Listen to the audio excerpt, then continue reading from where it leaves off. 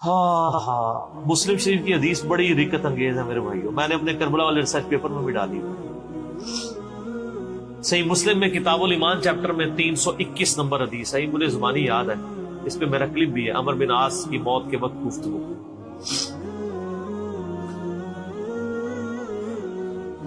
عبداللہ بن عمر بن عاص کہتے ہیں کہ میرے باپ کی جب موت کا وقت قریب آیا، عمر بن عاص کا، فاتح مصر، تو انہوں نے دیوار کی طرف منہ کر کے زاروں قطار رونا شروع کر دیا۔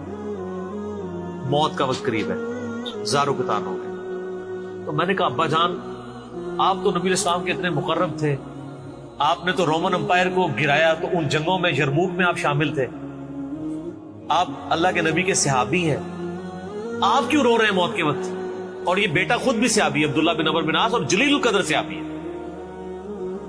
تو پہلا جواب ہی انہوں نے اتنا زبردست دیا، انہوں نے کہا ہم اصحاب رسول کے نزدیک لا الہ الا اللہ محمد رسول اللہ کی گواہی سے بڑھ کے کوئی فضیلت نہیں ہوتی تھی۔ انہوں نے اپنی صحابیت کی فضیلت، جنگوں کی فضیلت دوسرے نمبر پہ کر دی، انہوں نے کہا اصل فضیلت کلمے کی فضیلت۔ ہائے ہائے، کیوں؟ اس کی برکت سے ہی تو باقی فضائل مل رہے ہیں، ایمان نہ ہو تو اعمال کہاں سے فائدہ دیں گے؟ تو پھر اس کے بعد انہوں نے اپنی زندگی کی سٹوری سنائی ہے سر، اشک بار آنکھوں سے سننے والی سٹوری، بڑی طویل حدیث ہے، مسلم شریف میں شروع میں آپ کو 321 نمبر کنٹینیوس نمبرنگ میں کتاب الایمان چیپٹر میں ملے گا۔ موت کا وقت قریب ہے، روح نکلنے والی ہے، اور وہ گفتگو کیا کر رہے ہیں؟ کہتے ہیں اے میرے بیٹے، میری زندگی میں 3 ادوار گزرے۔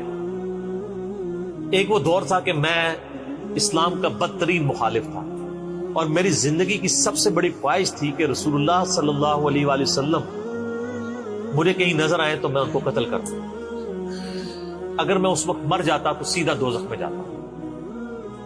پھر اللہ تعالیٰ نے میرا سینہ اسلام کے لیے کھول دیا۔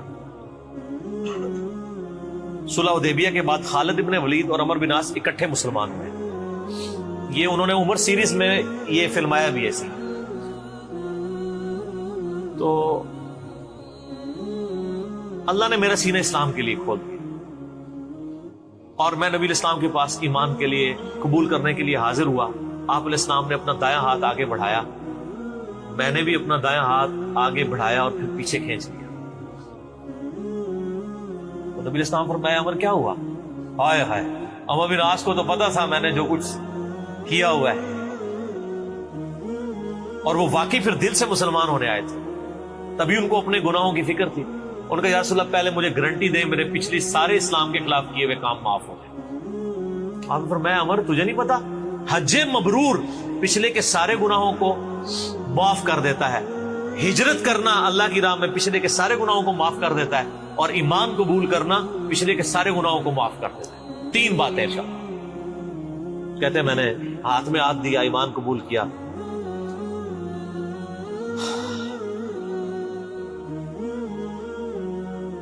کہتے ہیں نبی علیہ السلام میرے لیے اتنے عزیز ہو گئے ایمان قبول کرنے کے بعد کہ میں نے کبھی بھی نگاہ بھر کے آپ کے چہرے کی طرف پوری زندگی نگاہ اٹھا کے نہیں دیکھا۔ اور اے میرے بچے، اگر تو مجھ سے پوچھے نا کہ نبی علیہ السلام کی شکل مبارک کیسی تھی، تو میں اس کے خد و خال بیان نہیں کر سکتا۔ آپ کے چہرے کی روب کی وجہ سے پھر پوری زندگی میں نے حضور کی طرف یوں کر کے ابھی آنکھیں بھر کے بھی نہیں آپ کو دیکھا، یعنی وہ اس کو بھی سمجھتے تھے کہ یہ نظروں سے میری گستاخی نہ ہو جائے۔ اگر میں اس وقت مارا جاتا تو سیدھا جنت میں چلا جاتا۔ پھر میری زندگی میں ایک تیسرا دور آیا، جب مجھ سے کچھ کام ایسے ہو گئے جو نہیں ہونے چاہیے۔ اب میں اللہ سے امید کرتا ہوں کہ اللہ تعالیٰ میرے گناہوں سے درگزر فرمائے، جب میں مر جاؤں تو میری لاش کے ساتھ کوئی نوحہ کرنے والی ساتھ لے کے نہ چلے، کوئی آگ روشن نہ کرنا، اور جب مجھے دفنا چکو تو میری قبر پہ پانی ڈال دینا، یعنی سنت ہے قبر پہ پانی چھڑکنا۔ اور قبر پہ دفنانے کے بعد میری قبر پہ اتنی دیر بیٹھے رہنا جتنی دیر ایک اونٹ کو نہر کر کے اس کا گوشت تقسیم کیا تاکہ میں اپنی قبر کے ساتھ مانوس ہو جاؤں اور اللہ کے آئے ہوئے مہمانوں کو جواب دوں. یعنی تمہاری قبر پہ بیٹھنے اور ذکر اذکار کرنے کی برکت سے مجھے قبر کے سوالات میں استقامت ملے. کیونکہ ابو داؤد میں حدیث ہے جب اپنے بھائی کو دفنا چکو تو اس پہ قبر پہ کھڑے ہو کے اس کی قبر کے سوالات کی استقامت کے لیے دعا کرو. تو عمرو بن عاص نے کہا کم از کم 2-2.5 گھنٹے یعنی اونٹ کو نہر کر کے گوشت تقسیم ہونا یہ میرے قبر پہ تم نے وقت گزار دیا. اور وہ کہتے ہیں یہ گفتگو کی اور پھر ان کی روح پرواز کر. اسی کا ایک طریق جو ہے وہ مسند احمد میں ہے, اس میں یہی سارے الفاظ ہیں. اس میں وہ کہتے ہیں میری زندگی میں جو تیسرا دور آیا نا, جب میں ایک بادشاہ سے جا ملا, معاویہ ابن ابی سفیان سے, وہ جو انہوں نے جنگ صفین حضرت علی کے خلاف لڑی تھی نا. سر موت کے وقت تو انسان کو اپنی غلطیاں یاد آ جاتی ہیں نا, جو مرضی ہو. تو وہ کہتے ہیں کہ میں ایک بادشاہ سے جا ملا, پھر مجھ سے وہ کچھ ہوا کہ میں اللہ سے امید کرتا ہوں اللہ مجھے معاف کرے. پھر ایک اور طریقہ ہے مسند احمد کا, اس میں بھی یہ سارے الفاظ ہیں مسلم والے. اس میں الفاظ یہ ہیں پھر کہ وہ کہتے ہیں کہ افسوس اللہ نے جن کاموں کا مجھے حکم دیا تھا ان کی نافرمانی میں کرتا رہا, اور جن چیزوں سے اللہ تعالیٰ نے روکا تھا وہ کام مجھ سے ہوتے رہے. یہ ان کی عاجزی تھی, ہماری حقیقت ہے. اور کہتے ہیں میرے بچے,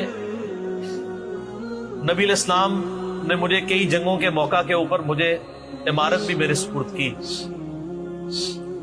لیکن مجھے یہ دل سے یقین نہیں ہے کہ نبی علیہ السلام واقعی مجھ سے محبت کرتے تھے یا میری تالیف قلب کے لیے کرتے تھے.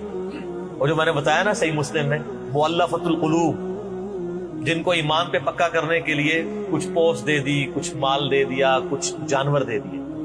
تو عمرو بن عاص موت کے وقت کہتے ہیں کہ مجھے یہ یقین نہیں ہے کہ نبی علیہ السلام مجھ سے دل سے محبت کرتے تھے یا مجھے ایمان پہ قائم رکھنے کے لیے میری دل جوئی فرمایا کرتے تھے. لیکن میرے بچے 2 بندے ایسے ہیں جن کے بارے میں حلفیہ کہتا ہوں کہ اللہ کے نبی ان سے دل سے محبت کرتے تھے.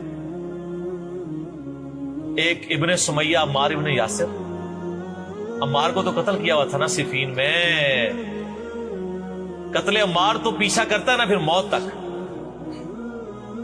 اور دوسرا ابن مسعود, ان سے نبی علیہ السلام دل سے محبت کیا, کیونکہ عمار ابن یاسر جنگ صفین میں قتل ہوئے تھے, حضرت علی کی طرف سے لڑتے تھے. اور بخاری مسلم کی اس حدیث کے راوی خود عبداللہ بن عمرو بن عاص اور عمر بن عاص بھی ہیں کہ عمار کو ایک باغی جماعت قتل کرے گی, عمار ان کو اللہ اور جنت کی طرف بلائے گا اور وہ جماعت دوزخ کی طرف بلائے گی. بال میں نے جب سے یہ حدیثیں پڑھی ہیں, میں نے ساری حدیثیں اپنے کربلا والے ریسرچ پیپر میں ڈالی ہوئی ہیں.